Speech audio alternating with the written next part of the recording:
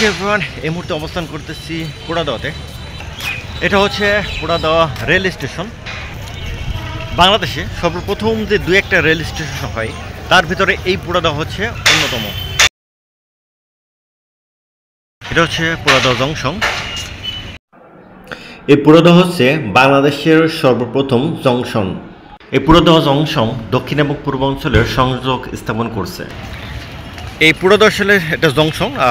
এই রাস্তাটা চলে গেছে হচ্ছে উত্তরবঙ্গের দিকে, রংপুর, দিনাজপুর, ভেড়ামারা হয়ে এই দিকটা চলে যাবে, আর ঘাট আছে, ঘাট পর্যন্ত যাবে। এই জংশন থেকে খুলনা থেকে ঢাকাগামী এবং খুলনা থেকে উত্তরবঙ্গে এই দুটা অঞ্চলের ট্রেন সংযোগ স্থাপন করে। এই স্টেশনে টোটাল 4টা প্ল্যাটফর্ম আছে। 1862 সালে এই জংশনটি স্থাপন করা হয়। এই রেল লাইন এবং এই রেল স্টেশন বা জংশন ব্রিটিশ সরকার আসলে তৈরি করে।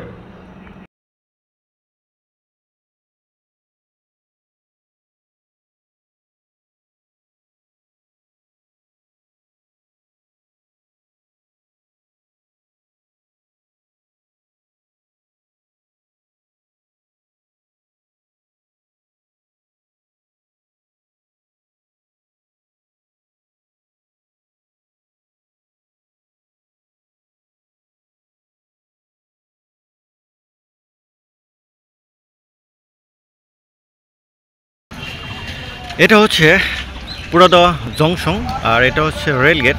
আর রেলগেটের ঠিক মাঝখানে এসে অনেকগুলো ফল বিক্রেতা আছে এবং অনেক রিস্ক নিয়ে মাঝখানে আসলে ফল বিক্রি করতেছে। অবশ্য দুই পাশ দিয়ে ট্রেন চলে যায়।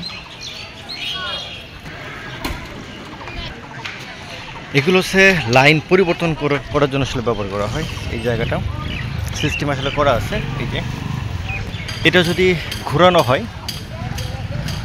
তাহলে লাইন চেঞ্জ হয়ে যাবে এখান থেকে।